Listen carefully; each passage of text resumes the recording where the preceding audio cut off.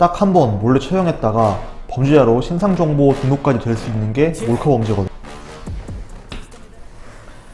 안녕하세요, 최석호 변호사입니다. 해마다 여름철이 오면 카메라를 이용한 처형죄가 급증하는데요. 유독 여름에 해수욕장, 수영장, 계곡 등 주요 휴가지에서 신체 특정 부위를 처형한다거나 탈의실을 몰래 찍는 범죄가 많이 발생합니다. 얼마나 큰 죄인지 모르고 단순한 호기심에 해보시는 분들이 좀 계시는데 정말 큰 죄입니다. 그래서 이번 영상에서는 몰카범죄에 대해서 그 처벌 수위, 불법 처형의 판단 기준, 기소유예 여부, 미성년자의 경우에 대해서 설명해드리려고 합니다. 영상 끝까지 시청해주세요.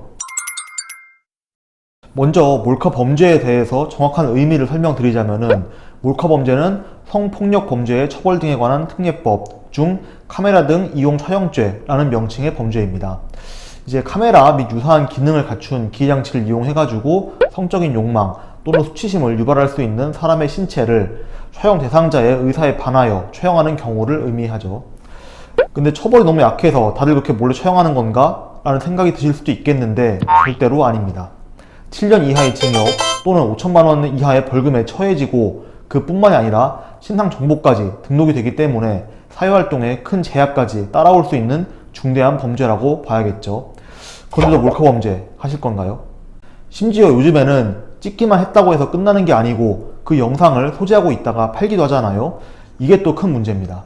판매하거나 유포, 제공, 전시한 경우에는 촬영 당시 촬영 대상자의 동의가 있었다라고 하더라도 그 후에 촬영 대상자의 의사에 반하여 유포, 제공, 전시되었다고 한다면은 동일하게 7년 이하의 징역 또는 5천만 원 이하의 벌금으로 처벌되고 있거든요.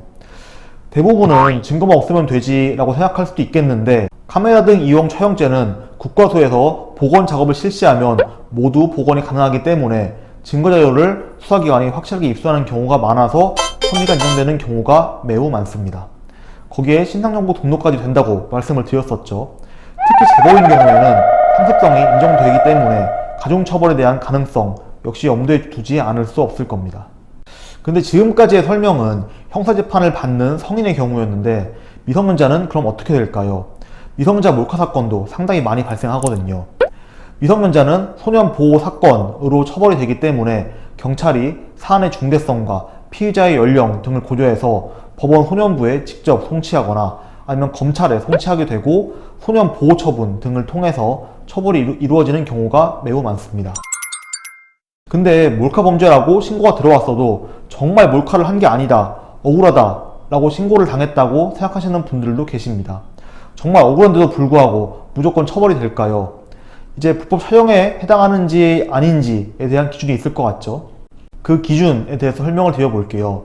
일단 불법 촬영의 여부를 판단하기 위해서는 몇 가지 기준이 있는데, 정말 의도성이 없는 촬영이었는지를 판단하기 위해서 촬영 구도를 봅니다. 그리고 피사체가 과연 무엇이었는지, 이것도 매우 중요한 요소가 되겠죠. 예를 들어서 공원에 돗자리를 깔고 누워있는 여자가 있고 그 주위에 꽃들이 있다고 치죠. 일반적으로 꽃을 찍기 위해서라면은 그 사진의 초점이 꽃에 집중이 되어 있을 텐데, 사진을 꺼내서 보니까 초점이 누워있는 여자한테만 가 있다고 한다면은 아무리 촬영자가 나는 꽃을 촬영했습니다 라고 주장을 하더라도 의도성이 있다 라고 보여질 가능성이 높겠죠. 그렇다면 이미 상황은 벌어졌죠. 몰카도 찍었고 범죄 인정까지 받은 상황이에요. 근데 이럴 때 의뢰인들이 가장 많이 물어보시는 게 바로 기소유예입니다. 그 기소유예라는 게 결코 쉬운 게 아닌데 좀 생각보다 많이들 기소유예가 가능할까요? 라고 물어보시더라고요. 물론 사안마다 자세한 내용은 다 다르겠지만은 이런 사건에서는 기소유예를 받을 가능성이 높지는 않다, 이렇게 보시는 게 좋을 겁니다. 물론 초범인 경우에 피해자가 합의를 해준다고 한다면은 어느 정도 기소유예를 받을 가능성이 있긴 하겠지만은 이것 또한 사안마다 다르기 때문에 초기에 받는 법률 상담이 매우 중요하다, 이렇게 보면 될 것 같습니다. 보통 재범인 경우라고 한다면은 기소유예 가능성은 거의 없다고 보는 게 맞겠죠. 왜냐하면은 이러한 카메라 등 이용 촬영죄가 처음에는 호기심으로 시작했다고 하더라도 초범이 재범으로 가는 경우가 상당히 많기 때문에 재범에 대한 가중 처벌도 매우 심한 범죄 중에 하나거든요. 그래서 재범인 경우에는 기소유예를 생각할 수가 없는 거죠, 거의. 그 작년 여름에도 평소보다 몇 배 이상으로 상담 문의가 왔던 기억이 납니다. 저희 법률사무소를 찾아주시는 거는 정말 감사하지만은 부디 올해 여름에는 몰카범죄로 인한 가해자와 피해자의 상담 문의가 많지 않고 범죄가 일어나지 않기를 그 누구보다 간절히 바랍니다. 무엇보다 이러한 범죄는 갈수록 그 형량이 높아지고 있기 때문에 꼭 단순 호기심으로 인한 범죄를 일으키지 않으면 좋을 것 같습니다. 오늘도 영특한 최병과 함께 해주셔서 감사합니다. 구독과 좋아요 부탁드릴게요.